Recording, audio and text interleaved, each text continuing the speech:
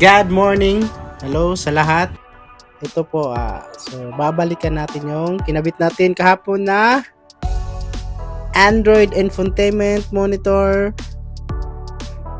13 inches. Ayan, napakalaki guys. So try natin i-on ha. So bali 15 inches yan siya full kung sukatin mo siya. Pero pag mag-on na siya like that, wow, 13 inches na yan. Kala mo, maangas di ba? Para naka-Tesla lang or BYD. Pero Toyota lang yan, bad.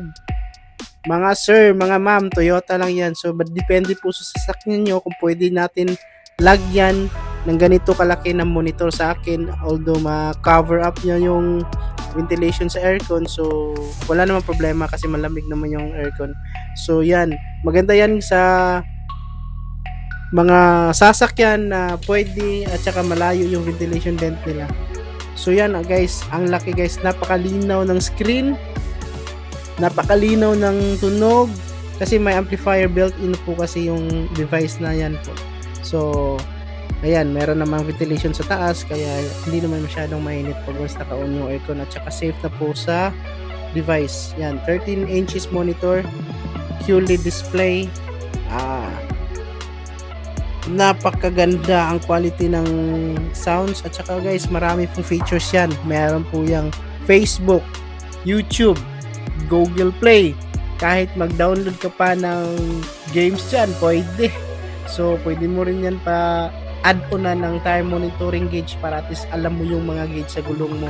So yan guys, napakalapad, napakalaki, tsaka parang akalain mo naka BYD ka or Tesla. Pero guys, ang sarap sa feeling pag malaki yung screen mo. Napakaganda, tsaka napakalinaw ng tunog. Yun guys, no? So, yan. Kinabit natin yan kahapon. At tsaka, yan. Napaka-smooth guys, oh. Napaka-smooth sa touching niya. Kinabit natin yan kahapon. So, gabi na. So, yan. Review natin pagka ngayon. Yan. Maraming guys, may radio na yan siya guys. Kahit Netflix, pwede nyo yung download yung Netflix dyan. Disney, kahit ano. Parang naka-laptop ka na sa loob. So, mamaya guys, try natin siya. Road test or i-drive natin kung ano yung itsura niya. So, try rin natin paggabi kung nakakasilaw ba siya o hindi. Ayan guys, oh. Ayan yung point of view niya.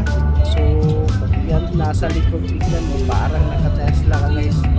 Ganda guys. So, kung gusto nyo magpakabit, chat nyo lang ako. Ito guys, oh, tinry ko ng gabi.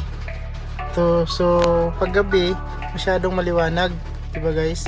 So, naka-set up na po siya yung dark mode niya. So, if mag-turn on ka sa headlight while on driving or park light, yan, so mag-dim siya. So naka-turn on yung park light niya, after a few seconds lang ito magiging black, so hindi na siya masilaw sa mata. Yan, ang galing, ang ganda ng device na to guys.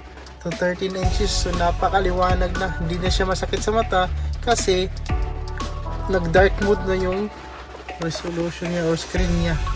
So pag turn off mo ulit sa dark mode, sa park light or sa engine, ayan, after seconds or 10 seconds siguro,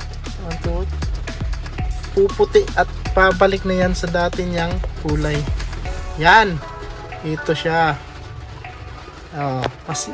Tapos kung ganyan yung brightness, masyadong malakas, so masilaw yung driver, nakakasilaw. So pag gabi or hapon na, syempre mag-on tayo ng park light or ilaw.